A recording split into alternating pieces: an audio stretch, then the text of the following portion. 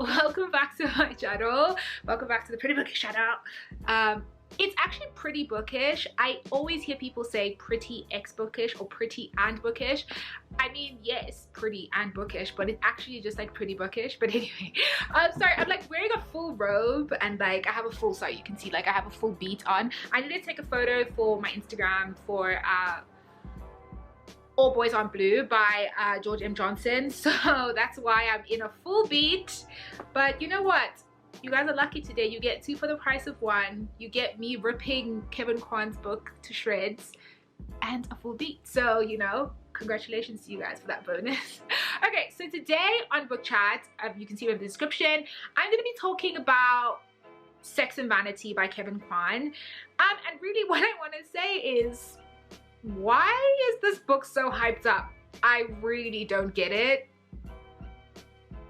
Okay, so I was gifted Sex and Vanity by Kevin Kwan. Okay, first of all, I have to say that this cover is really cute. And for the first time, oh, and it even matches my beat. That was so unintentional because actually this beat was for All Boys on Blue. But anyway, woo, that's just really excited. But anyway, this book is basically, okay, so if you watch Crazy Rich Asians by Kevin, the movie, which is about a book written by Kevin Kwan, you know that basically he is obsessed, or what he's really good at is writing these really very dramatic tales of like rich people doing rich people things, and it's like excess and drama and everything all at once, right? So I got gifted this book, so I was excited to read it because I've seen it all over Instagram. And the thing is, like, I really usually am wary of books that are super hyped up, but I loved Crazy Rich Asians, the movie. I've never read the book, so I thought, okay, no, he's probably really good.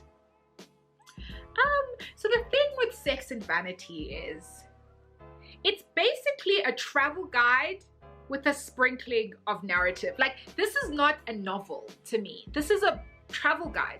So like it's set in two parts. Okay, so basically the plot is that this girl Lucy goes to Capri for her friend's wedding, and then she meets this guy named George, and they like kind of, she's into him, and then they kind of have this like weird dramatic scene where they like make out or whatever, then they randomly almost have sex, and then there's drones that see them, a whole thing.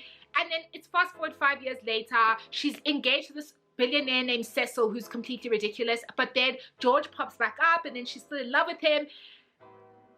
And I know when I say it like that, it sounds like, oh my god, so intriguing, so dramatic. Actually, nah.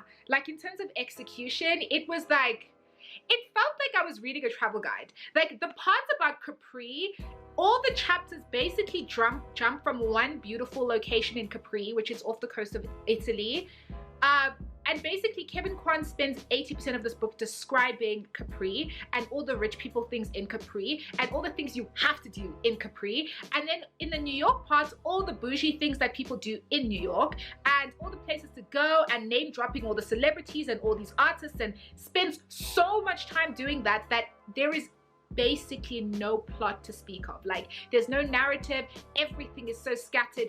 It doesn't make coherent sense as a story, because first of all, Lucy is the worst. She is completely insufferable. First of all, by the way, all the characters are like horrendous. They're like, there's no redeeming quality between all of them. But also, like, even the love story part, which you would think would be the gripping part, right? Because you're thinking, okay, it's gonna be like Crazy Rich Asians, right? The whole, oh, Nick Young, billionaire type of thing, right? No. And what I don't know, right, is whether or not